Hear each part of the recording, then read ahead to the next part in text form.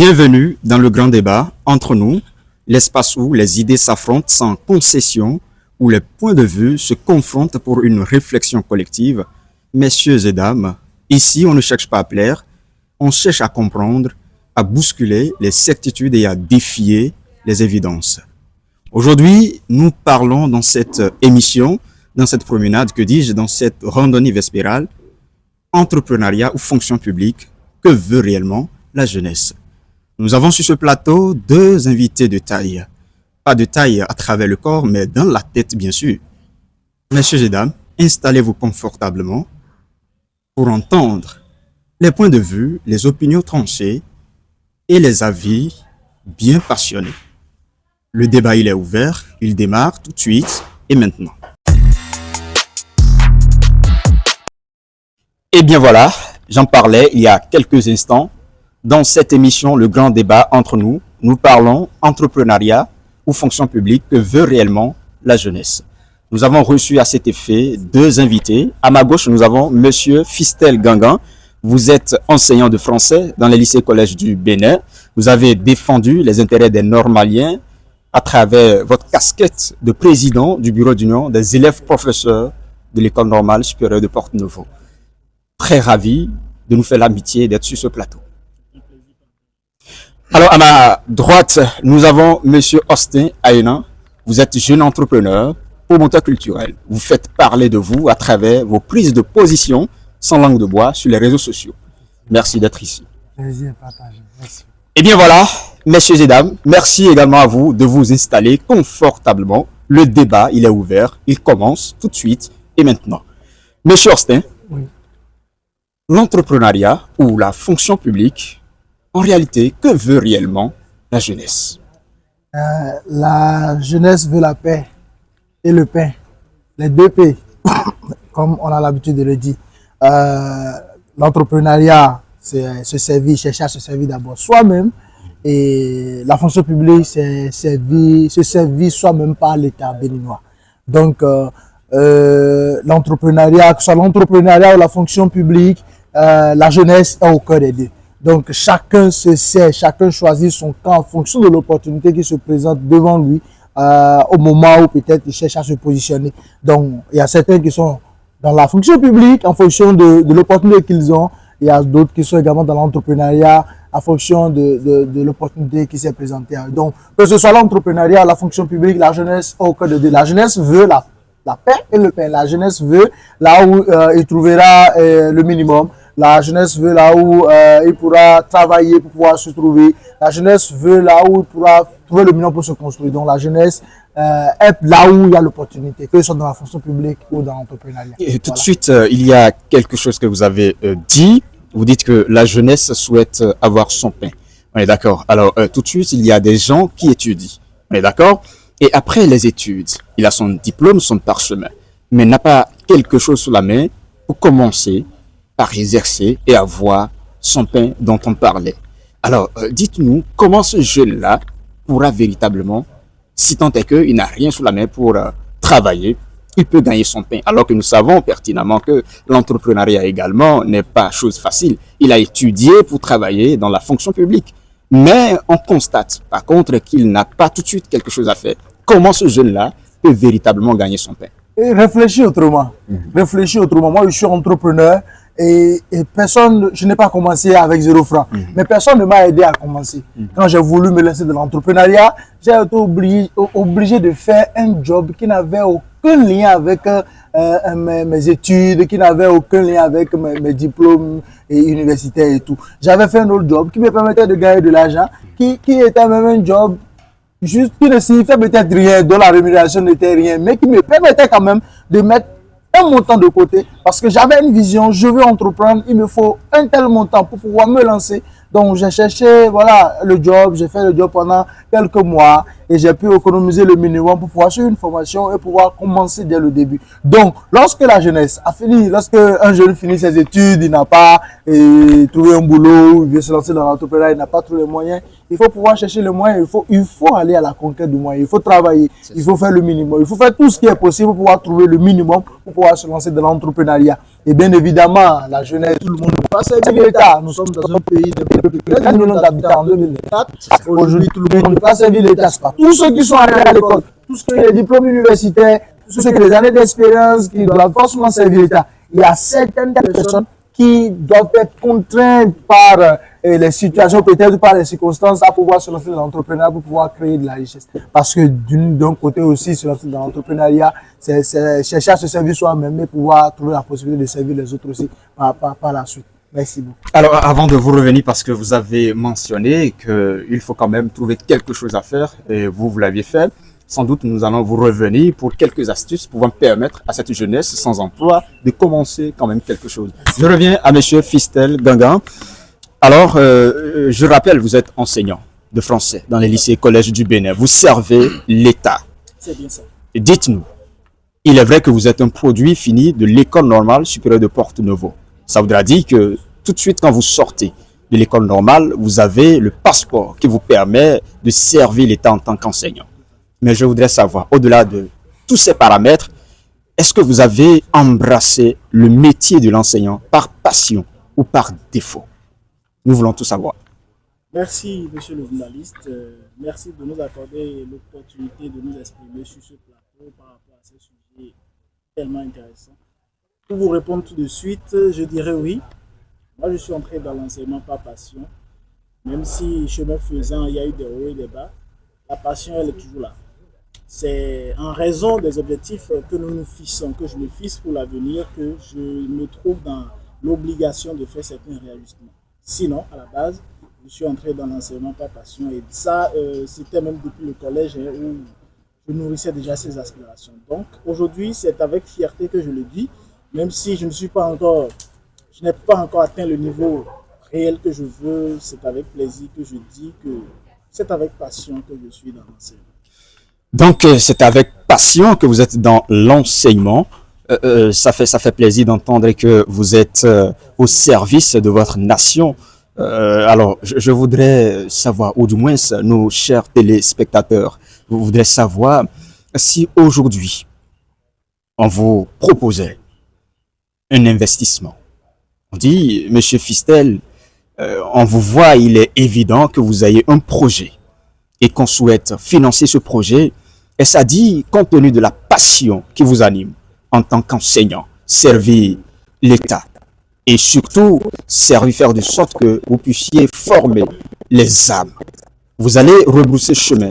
Vous allez peut-être vous désister de votre engagement, celui d'être enseignant, ou allez-vous accepter qu'on finance votre projet et laisser ou abandonner, je peux dire, l'enseignement. Merci.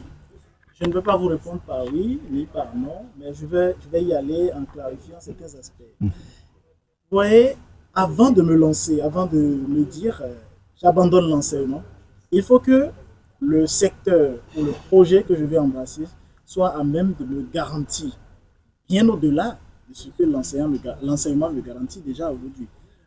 Donc, c'est pour dire quoi? Il est vrai, la passion, elle est là.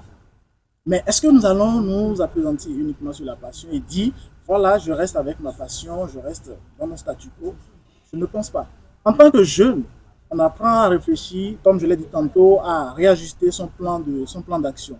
Donc, s'il s'avérait qu'un projet est très prometteur, qu'on me le soumet, j'analyse le pour, le contre, je vois les risques, et que les risques sont quantifiables, bien entendu, et pourquoi ne pas me laisser aller dans ce projet-là? Sauf que la nuance à faire, c'est que tout de suite, je n'abandonne pas l'enseignement. Si dans le processus du déroulement de ce projet, il y a une possibilité de mettre les deux ensemble, de jumeler les deux, alors c'est ce que je vais faire. C'est ce que je vais faire. Mais abandonner tout de suite, et ça, c'est ce dont la jeunesse a surtout peur. Prendre le risque.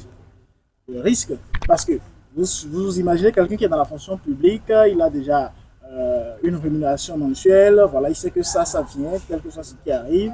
Et donc, abandonner tout ça pour se lancer dans un projet dont il n'est pas sûr, quel que soit le financement qu'il reçoit, parce que le financement peut être énorme, bien considérable, et le projet va échouer.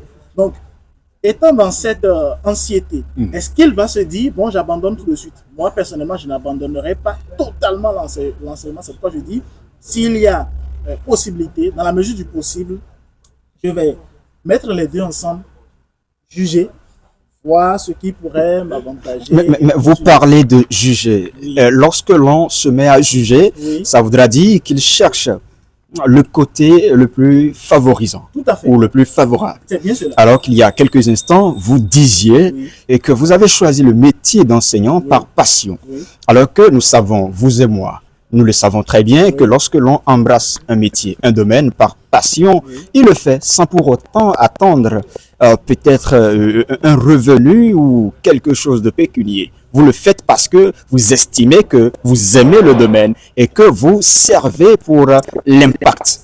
Mais si cet impact doit être pécunier, est-ce véritablement, doit-on parler toujours de la passion?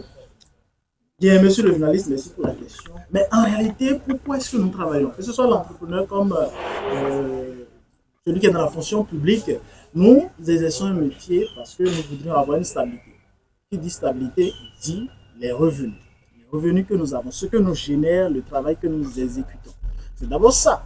Si, entre-temps, je réalise que dans un projet, je peux avoir mieux par rapport à mon domaine de passion, mais pourquoi voulez-vous que je me maintienne forcément dans la passion? Oui, parce que c'est la vérité qu'il faut dire à la jeunesse. Il faut dire les choses à telle enseigne que la jeunesse puisse savoir saisir les opportunités. Ça dit que vous êtes dans l'enseignement aujourd'hui, ça voudra dire demain, si vous trouvez une opportunité plus juteuse, Oui. vous allez tout de suite abandonner l'enseignement. Et ça dit que l'enseignement... Merci pour la précision, parce que vous avez dit plus juteuse. Même, je vais partir. Mais plus juteux, non, c'est pourquoi je disais tout à l'heure, est-ce que vous êtes dans l'enseignement par passion ou peut-être que vous attendez une opportunité pour bifurquer? Non, je suis dans l'enseignement par passion, et la passion est souvent accompagnée, et pas même souvent, la passion est propulsée par une motivation. La motivation qu'un travailleur peut espérer, c'est sa rémunération, c'est ce qu'il gagne.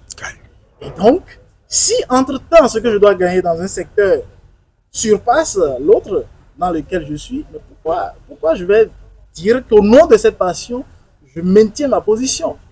Je pense que nous cherchons tous à évoluer. Tout à fait. Quelles que soient les passions que nous nourrissons, à un moment donné, lorsqu'on fait les réajustements et qu'on voit qu'on a la possibilité, j'ai la possibilité de me faire 10 millions, alors qu'actuellement, je suis dans peut-être 100 000 le mois. Vous voyez? Mais est-ce que je vais laisser, au nom de la passion, je dis, bon, je reste dans mes 10 millions, je reste dans mes 100 000, pardon, et je laisse passer l'opportunité de 10 millions. Je pense que si on pose cette question à n'importe qui, la réponse, elle est toute faite, elle est là. Tout à fait. Donc, c'est cela, monsieur le journaliste. C'est bien noté.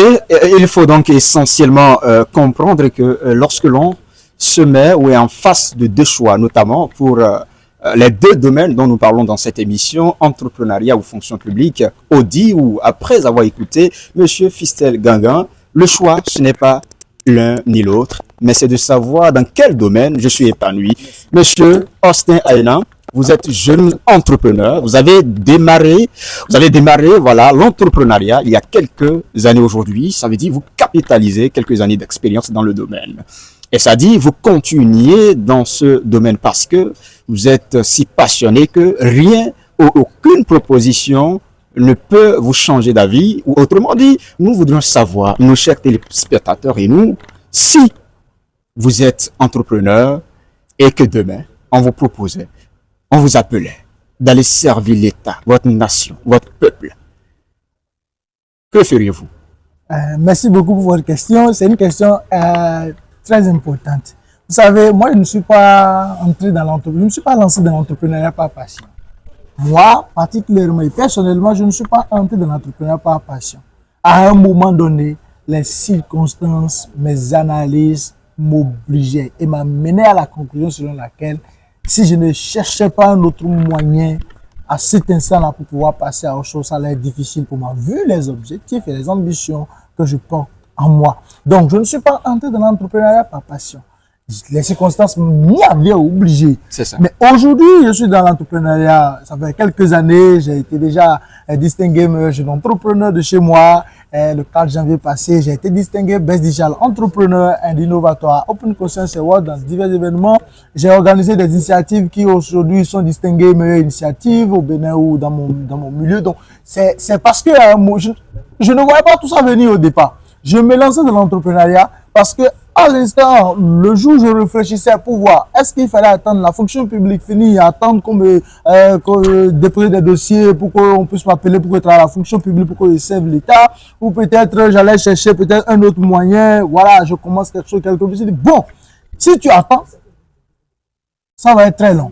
Il faut passer, il faut chercher un raccourci. C'est la raison pour laquelle je me suis dit, bon, il faut lancer l'entreprise. J'ai analysé mon business, un business à mettre en place. En même temps, j'ai dit, il faut trouver les moyens. Je me suis lancé dans un job. J'ai fait le job, j'ai eu le capital qu'il faut. Je me suis lancé et je me suis dit, bon, j'y suis. Et je vais chercher à m'imposer comme ceux qui s'imposent, que je lis dans les livres, que je suis dans les documentaires. Et ouais. Donc, à un moment donné, j'avais déjà pris goût. Il ne s'agissait plus de rémunération tout de suite. Vous savez, l'entrepreneuriat, comme je l'ai dit, je ne suis pas entré dedans par passion, mais à un moment donné, c'est devenu ma passion. Ouais, à un moment donné, ça devient comme un jeu. La routine et les activités, le business devient pour moi comme un jeu. Je suis déjà obligé, j'ai la compétence, je le fais et je suis beaucoup épanoui dans ce que je fais. Donc, la rémunération dans ce que je gagne dans l'entrepreneuriat est devenu pour moi une partie secondaire. Ce qui prime qui primait par la suite, c'était la passion. Ce qui m'a permis de pouvoir me lancer, de pouvoir continuer à faire des choses qui étaient des choses remarquables, que les gens voyaient, qu'ils appréciaient, que les organisations voyaient, qui faisaient qu'on me nominait dans des événements de distinction, qui me démarquaient des autres. Donc moi, je suis parti dans l'entrepreneuriat par passion et parfois, et d'ailleurs c'est pas parfois, certaines personnes aujourd'hui se lancent dans l'entrepreneuriat pas par passion. Tous ceux qui sont dans l'entrepreneuriat ne se lancent pas par passion. Souvent même, on a de l'argent, on a les moyens, le capital qu'il faut pour se lancer, mais on ne se lance pas. Donc, parfois, les circonstances obligent. On voit autrement, surtout dans un contexte où notre gouvernement au Bénin, ici, par son programme d'action, le gouvernement promeut et valorise beaucoup plus les jeunes entrepreneurs dans les différents secteurs. Je me suis dit, voilà, bon, c'est une opportunité pour moi. Il fallait me lancer, voir ce que ça allait donner. Et par la grâce de Dieu, même si aujourd'hui, je ne suis pas là où je veux être, je n'ai pas encore atteint une grande dimension, je m'en sors pas mal, j'essaie de m'imposer et au fur et à mesure j'essaie de me faire une place et ça, je crois que avec ce que je vis aujourd'hui, je ne peux pas abandonner mes business pour pouvoir m'attacher à une fonction publique aujourd'hui parce que la rémunération sera ajouteuse ou peut-être plus importante. À un moment donné, je privilégie ce que j'ai comme business et ce sera préférable pour moi de continuer pas échouer, pas me relever dans mes business que d'aller me concentrer sur une seule fonction où je me lève le matin, je vais servir les autres et rentrer le soir contre une domination à la fin du mois. Mais on dit le plus souvent, lorsque on sert l'État, on a une certaine stabilité parce que à la fin du mois, nous sommes certains que notre compte bancaire est déjà rempli parce que c'est l'État. Et nous avons aussi la sécurité. Mais d'accord, il y a aussi, quand on parle de la fonction publique, il y a ces avantages sociaux, ce prestige-là. Alors tout de suite, vous avez dit que vous ne souhaitez pas aller servir quelque part, peut-être que votre liberté est limitée, mais pensez-vous qu'en entrepreneuriat, il y a cette liberté-là? Je vais vous poser une question, mais en attendant, je veux faire une clarification. Vous savez, l'entrepreneuriat, c'est avoir la bonne opportunité au bon moment. Et c'est fini. Alors, je vais vous poser une petite question. Si aujourd'hui on vous propose 100 millions de francs CFA, ou peut-être 500 000 sur 30 ans, quel choix vous ferez, s'il vous plaît? Non, vous êtes le spécialiste sur ce plateau. Je crois que vous avez l'habileté de nous répondre. Merci beaucoup. Vous savez, l'entrepreneuriat, on peut gagner 50 000. On peut faire un chiffre d'affaires de 100 000 un mois, le mois qui suit fait un chiffre d'affaires de 10 millions. L'entrepreneuriat, ça, c'est comme le gari, comme dans l'eau. Un peu de patience, pof, ça prend. Est-ce que vous avez compris? Donc, mes business, aujourd'hui, vu la hauteur des ambitions et des objectifs que j'ai, je ne peux pas me concentrer à attendre une rémunération forcément à la fin du mois. Moi, j'ai envie d'investir dans des projets, dans les business. J'ai envie d'être actionnaire dans des entreprises. J'ai envie de lancer d'autres business. Chaque jour, j'ai d'autres business. J'ai plein de business aujourd'hui en fonction du budget qui se présente à moi. Et chaque jour, je participe à des offres, à des appels, à projets pour pouvoir avoir le financement pour développer d'autres business. Moi, j'ai la foi en voyant les ambitions que j'ai, que ce que je fais va me permettre d'avoir le capital qu'il faut pour vite faire les choses. Moi, je veux avoir vite 20 millions, 50 millions, 100 millions, des milliards, par exemple, avec, avant un certain âge, j'ai des objectifs que je me suis fixé personnellement. Et moi, j'ai des difficultés à attendre 1 million chaque fin du mois ou 500 000 à la fin du mois et laisser les business que je fais. Encore que je peux combiner les deux. Voilà. Combiner les deux. Voilà qui a dit. Et essentiellement, on mange l'appétit, pardon, vient quand on a commencé par manger. Et c'est bien cela ce que nous pouvons noter de ce que vous avez dit il y a quelques instants. Je me tourne vers Monsieur Fistel Gangan. Lorsque on essaye de faire une analyse analogique, pour ne pas dire comparative, lorsque nous prenons l'entrepreneuriat, et comme je l'ai dit tout à l'heure, il n'y a que l'audace. Il faut être audacieux. Il faut encourir des risques. Mais c'est aussi de l'innovation. Alors que lorsque nous faisons focus sur la fonction publique, c'est la sécurité, les avantages sociaux, le prestige, la garantie. Mais lorsque nous prenons ces deux paramètres, lequel a plus d'impact? Aujourd'hui, vous servez l'État. Monsieur Austin nous a dit tout à l'heure qu'il est entrepreneur. Alors que être entrepreneur, c'est l'impact, créer des emplois. Et servir l'intérêt général n'en est pas moins également. Dites-nous, entre les deux domaines, lequel véritablement, selon à votre sens, a plus d'impact, a plus du sens? Merci. Très directement, hein, je peux le dire. Ce sont les deux combinés ensemble qui produisent réellement de l'impact. Il a dit, pour conclure la phase de sa question, vous voyez, lorsque tu es fonctionnaire d'État et tu travailles, tu as ton salaire, et tu veux juste rester dans ce statut-là, tu veux juste rester dans cette position, à un moment donné, tu te dis, mais finalement, je n'avance pas. Plusieurs fonctionnaires se rendent compte de cette évidence-là. Et c'est là qu'ils commencent à se poser des questions. Est-ce qu'il ne faut pas ajouter autre chose? Est-ce qu'il ne faut pas compléter cette autre chose qu'ils veulent souvent ajouter et dont ils se rendent compte un peu tardivement? C'est l'entrepreneuriat, bien sûr. C'est ça. C'est pour cela que, moi je le dis et je vais toujours le dire, quand on est jeune et qu'on a la chance de servir dans la fonction publique, il faut d'ores et déjà commencer par penser à créer quelque chose. Ça peut ne pas être grand tout de suite. Et je l'ai dit, la passion que tu as est là. C'est pas que la passion disparaît. Moi, je prends toujours mon exemple. Et tu nourris, c'est-à-dire, tu complètes autre chose qui t'aide à joindre les deux bouts, ou bien qui t'aide à t'épanouir, si je peux le dire ici. Parce que l'autre chose dont il a parlé et que j'ai aimé, c'est que dans la fonction publique, on se retrouve dans une sorte de routine. Même si parfois tu te sens complètement à l'aise et tout ça. Or qu'il n'y a pas ces cas sont très, très rares. Rares dans quel domaine? Oui. Les cas où vous allez voir un fonctionnaire vous dire qu'il est à l'aise, mais pourtant, il y en a qui sont à l'aise et qui sont épanouis dans leur domaine. Eux, ils sont dans les cas rares dont je parle. Et quels sont ces cas rares, ou du moins les cas dans lesquels on n'est pas épanoui, mais on continue pas à travailler parce qu'on est passionné? Bon, nous allons y revenir très certainement. Et même pour l'instant, je voudrais finir mon idée. Parce que lorsque tu es dans une fonction, tu travailles, oui, tu as ton salaire. Mais en dépit de tout cela, il n'y a pas autre complémentarité. Au bout du temps, ça devient comme une routine qui te fatigue, qui t'épuise.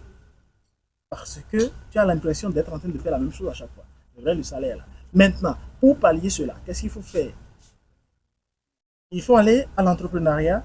Et là, ce n'est pas que tu y vas par passion, mais tu y vas parce que d'abord, tu es dans la recherche d'accroître tes revenus et dans le souci également de diversifier tes actions, de pouvoir, comment le dire, dans un thème, c'est pas, de pouvoir joindre les deux bouts en termes terre à terre. Donc, ce que moi je pense, c'est ça.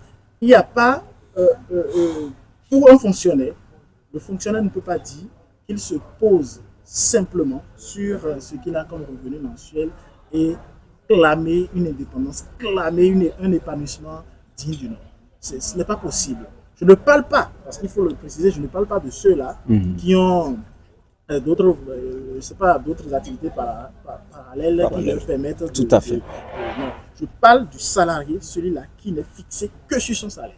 Celui-là ne peut pas dire qu'il est à 100% épanoui, sauf si il y ajoute autres activités. Donc, Ça voudra dire qu'on est plus épanoui dans l'entrepreneuriat? Non, ce n'est pas ce que je dis systématiquement. Dans l'entrepreneuriat, il a dit il y a des paramètres qu'il faut considérer. Il y a des hauts et des bas aussi chez eux. L'entrepreneur aujourd'hui, il a le stress de réussir dans son évolution. Il cherche à innover de temps en temps parce que, étant dans un monde où la concurrence est tellement élevée, il doit innover à chaque fois pour que ses idées d'entreprise ne soient pas désuètes. Et donc, c'est ça d'abord ce qu'il faut voir. Maintenant, ce que moi je dis, et je pense que nous partageons le même avis, c'est que ajouter à l'entrepreneuriat, ou bien ajouter à ce que l'on fait déjà comme exercice dans la fonction publique, il faut compléter une petite entreprise qui nous aide réellement à nous en sortir. Parce que qu'on se dise, qu'on ne se voile pas la face, il n'y a pas réellement un épanouissement, ça je vais toujours le dire, il n'y a pas réellement un épanouissement dans la fonction publique, surtout pour celui qui n'a que son salaire comme revenu. Alors il y a quelque chose qui a attiré mon attention, sans doute attiré également l'attention de nos chers téléspectateurs. Vous avez dit, en ce qui concerne la liberté, dans la fonction publique, il y a la routine. On n'arrive pas véritablement à être indépendant vis-à-vis des charges et tout ce qui va avec. Alors, pensez-vous que dans le domaine de l'entrepreneuriat, avec toute cette pression clientèle et tout ce qui va avec, il y a des charges qu'il faut remplir, parfois même on travaille, je dirais souvent, le temps n'est toujours pas rose. Il y a pour un entrepreneur des moments de fluctuation. Je pense que M. Austin en a fait mention. Dites-moi, si nous devons comparer et retenir le paramètre de liberté, est-ce qu'on pourrait tout de suite dire que je choisis le domaine de l'entrepreneuriat au détriment de celui de la fonction publique parce que dans l'entrepreneuriat, je suis beaucoup plus libre? Bon, il est vrai que je ne suis pas vraiment habilité à répondre à la question parce qu'il est beaucoup mieux placé pour le dire. Mais ce que je pense, c'est que, en vrai, lorsque vous débutez avec l'entrepreneuriat, vous n'êtes pas déjà vraiment comparé à quelqu'un qui est dans la fonction publique, si ce n'est que sa routine de tous les jours, bon, il n'y a pas vraiment de contraintes en tant que telles.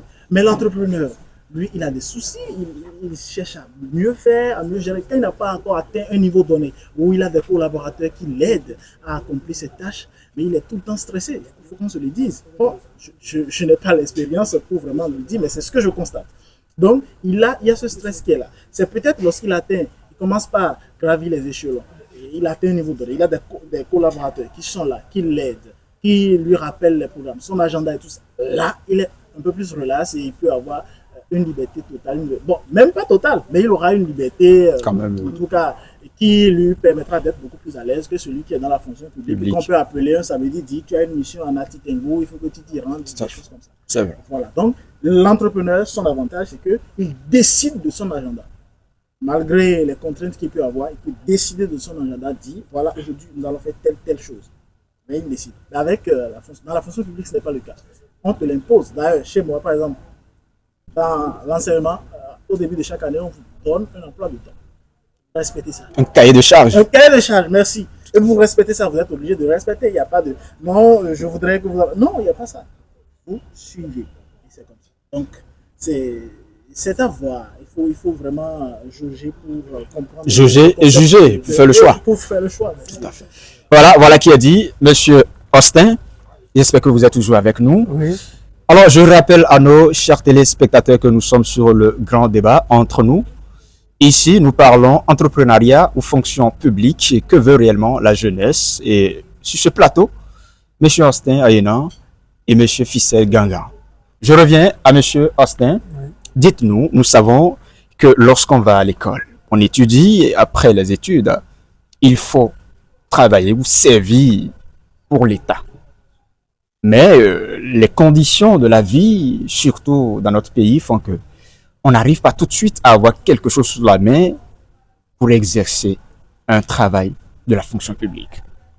Alors que, de l'autre côté, on manque de moyens financiers pour démarrer une activité en tant qu'entrepreneur. Mais vous avez pu quand même le faire.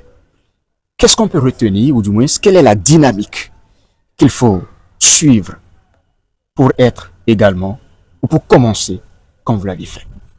Merci beaucoup pour votre question. Je vais répondre en passant par ce que l'un de mes boss a l'habitude de dire. Il dit à un moment de la vie, il faut affronter les choses comme quelqu'un qui n'a plus rien à perdre. À un moment donné de sa vie, surtout lorsqu'on est jeune. Vous savez, c'est le seul moment, la seule étape de la vie où on doit tout construire. À partir de, lorsqu'on s'approche de 50 ans, là-bas, c'est qu'on est déjà presque à la retraite. Donc, nous avons tout le temps de la jeunesse. La jeunesse, c'est considéré comme de 18 ans, 40 ans. C'est beaucoup de temps. On a le temps de pouvoir échouer, reprendre autant de fois et pouvoir trouver finalement la bonne formule pour pouvoir s'imposer. Donc, à un moment donné, lorsque je voulais me lancer dans l'entrepreneuriat, je me suis dit, voilà, je suis responsable, je veux ceci. J'ai fait des analyses, je me suis dit, bon, j'affronte les choses comme quelqu'un qui n'a plus rien à perdre. Je n'avais pas de moyens. Est-ce que vous avez compris? Donc, la première chose, c'est le courage. Je me suis lancé. Même si ça ne donne pas, je vais reprendre. Je me suis lancé, j'ai fait une formation dans des domaines dans lesquels je n'avais aucune compétence. J'ai cherché des stages professionnels, je n'ai pas trouvé. Comme j'ai commencé par créer. J'ai commencé par créer, j'ai créé d'autres qui n'ont pas marché, j'ai créé d'autres qui ont marché. Jusqu'à ce que j'ai fini même par trouver la bonne formule, même si aujourd'hui, je vous le dis, c'est pas là. Et je n'entreprends pas encore dans les domaines dans lesquels je veux entreprendre en réalité. Moi, je vais très loin, je n'ai pas encore commencé. Mais aujourd'hui, j'ai pu trouver la bonne formule. Aujourd'hui, j'ai un centre de formation dans lequel je forme des gens dans plusieurs domaines du digital. Aujourd'hui, j'accompagne des gens dans l'initiation dans l'entrepreneuriat, malgré que j'ai que 4 années d'expérience. Je suis entouré de beaucoup de grandes personnes. Je demande beaucoup de conseils, je lis beaucoup. Donc, je voulais me lancer. J'ai cherché à comment faire pour pouvoir me lancer. J'ai appris, j'ai eu le courage. Je me suis lancé, je me suis dit, bon, si ça ne donne pas, je vais chercher un autre moyen. Je suis jeune.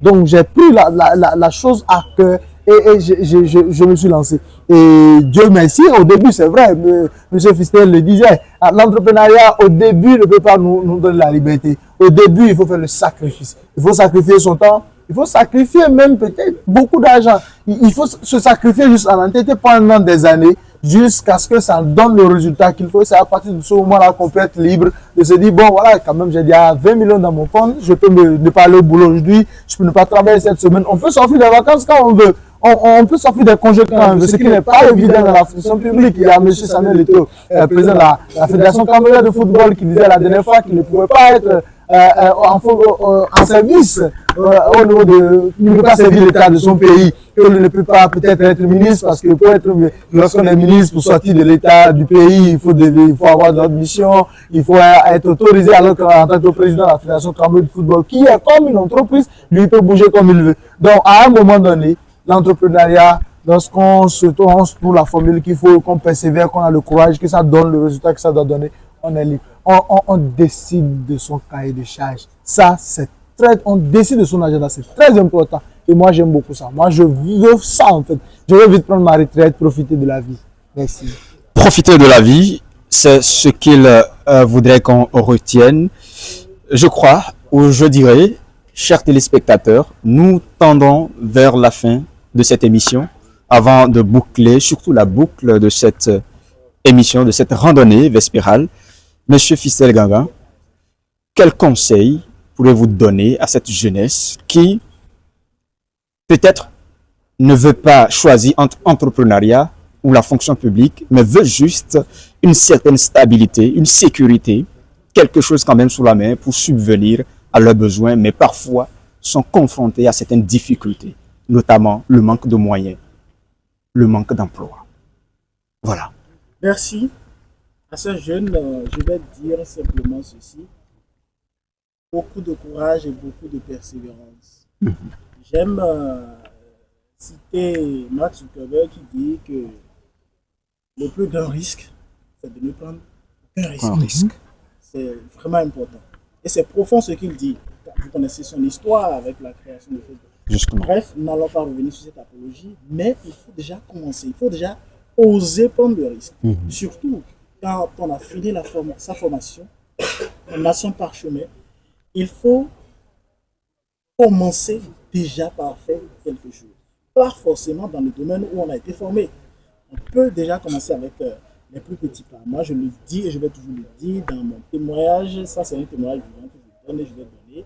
Quand j'ai fini l'école normale, avec mon parchemin en main, prépare le test de l'État, le test de recrutement, C'est ça. admis à ce test, mais délaissé sur le tapis, je n'ai pas baissé les bras parce qu'il n'y avait ni parents ni amis, il n'y avait personne pour m'aider. Donc, qu'est-ce que je faisais? J'allais acheter des tiges dans notre marché là, que je venais revendre ici pour me faire de l'argent. Tout ça, c'est pour dire quoi? Il ne faut pas aussi regarder ce que les autres vont dire de nous. Justement. Parce que j'avais un titre, président de l'Union des élèves professeurs qui se met à vendre. Voilà, qui se met à vendre des titres. Ben, ça sonne un peu, c'est un peu dissonant, mais je l'ai fait. Je l'ai fait et ça m'a vraiment aidé dans le temps. Avant ça, j'ai pris par certaines petites entreprises qui me payaient quelque chose qui était vraiment... Bon, je n'ose pas qualifier cela ici, mais je n'ai pas regardé tout ça, je n'ai pas considéré tout ça parce que je sais que avant de pouvoir être moi-même, il faut d'abord que je commence avec les petits pas. Donc, commencer déjà à servir à ces jeunes, je le dis, il faut qu'ils commencent déjà à servir quelqu'un pour pouvoir se servir eux-mêmes. C'est très important. Et je vais appuyer ceci parce qu'il y a assez de jeunes découragés dans le pays actuellement. Et ce n'est pas qu'ils sont paresseux, non, il y en a qui ont reçu de très bonnes formations, mais qui sont délaissés. Et mon cher ami Austin l'a dit, tout le monde ne peut pas travailler pour le temps. Et il est aussi difficile de commencer par entreprendre. Donc, à ces jeunes-là, je leur dis vraiment du courage. Et pour rappeler cette citation de Honoré de Balzac que j'aime bien, l'homme meurt pour la première fois à l'âge où il a perdu son enthousiasme. Fin de citation. Il faut que les jeunes aient toujours ce courage-là et commencent déjà à petits pas. Et qu'ils sachent qu'il n'y a pas de bonheur sans souffrance. Il n'y a pas de bonheur sans souffrance. Ils doivent se mettre à se jeter dans les épines. Et je crois que vous, ils iront toucher la rose, tout ira bien. Voilà qui est dit. Monsieur Fistel invite chacun de nous à pouvoir continuer malgré tout, quelles que soient les difficultés, les conditions de la vie. Monsieur Austin, quel conseil en tant qu'entrepreneur, quel conseil pourriez-vous donner à ces jeunes-là pour qu'ils sachent que on doit commencer tout petit avant de grandir? Merci. Je voudrais nous inviter à la patience. Je voudrais nous inviter, moi y compris, bien évidemment, parce que je ne suis pas encore au sommet. Je voudrais nous inviter à la patience. Nous, jeunes, soyons patients. Que la hauteur de nos ambitions, de nos rêves, ne nous pousse pas à faire les choses au-delà des limites. Soyons patients. Lorsque nous commençons quelque chose, lorsque nous entreprenons dans un domaine, soyons patients. Suivons les étapes. Ce n'est pas parce que j'ai commencé avec quelqu'un et la vie lui a souri, lui il a eu de beaux résultats avant moi, il a payé une voiture avant moi, il a pris son premier vol avant moi, il a eu des partenaires à l'extérieur avant moi, que moi je suis dans la mauvaise direction. La vie, chacun avec son heure de gloire. Donc je nous invite à la patience. Il faut que nous soyons patients. Il faut que les jeunes, surtout ceux qui aspirent à se lancer dans l'entrepreneuriat, soient patients. Je suis assis ici en tant que jeune entrepreneur, pas en tant qu'entrepreneur à succès, parce que je suis pas encore, j'ai pas encore réussi. Moi, j'ai pas encore déployé 2% de mes capacités. J'ai pas encore ce que je veux du tout. Est-ce que vous avez, j'ai pas encore un compte en banque bien gagné comme moi je le souhaite. Donc, je veux que nous soyons patients, que nous puissions suivre les étapes. La vie, c'est les étapes. Que nous soyons dans la dynamique selon laquelle, si nous échouons aujourd'hui, nous pourrons nous relever. L'échec le plus douloureux, c'est celui qui échoue et ne se relève pas. Sinon, échouer, celui qui échoue et se relève, c'est l'autre forme de succès. Donc, il faut que nous soyons patients, que nous puissions faire les choses en respectant les étapes. Que nous puissions attendre s'il le faut 5, 10, 15, 20 ans. Il faut transformer ce qui ne donne pas, je dis comme une passion. Un jour, j'ai la certitude que ça va donner. Nous sommes les futurs Dangote, les futurs Bill Gates, les futurs Jeff Bezos, les futurs Elon Musk. Il faut lire des gens, des entrepreneurs à succès. Il faut suivre des documentaires et il faut avoir l'humilité de s'approcher des gens qui sont en avance pour pouvoir chercher à apprendre. La vie, c'est les informations. La vie appartient à ceux qui savent saisir les opportunités et à ceux qui ont les bonnes informations. Je suis sûr que nous participerons à la construction de notre pays, de notre continent de demain. Et ça, nous aurons les moyens qu'il faut. Donc, soyons patients. La patience, et c'est tout. La patience aux jeunes de notre génération, moi y compris. Merci. Eh bien, la patience est un chemin d'or. Il faut également noter que l'échec fait tomber les perdants, mais il inspire les gagnants. Chers téléspectateurs, stop et fin à cette émission que je vous remercie d'avoir suivi. L'émission portait sur l'entrepreneuriat ou la fonction publique que veut réellement la jeunesse. C'était dans votre émission Le Grand Débat entre nous. Merci d'avoir été des nôtres. D'ici là, portez-vous très bien.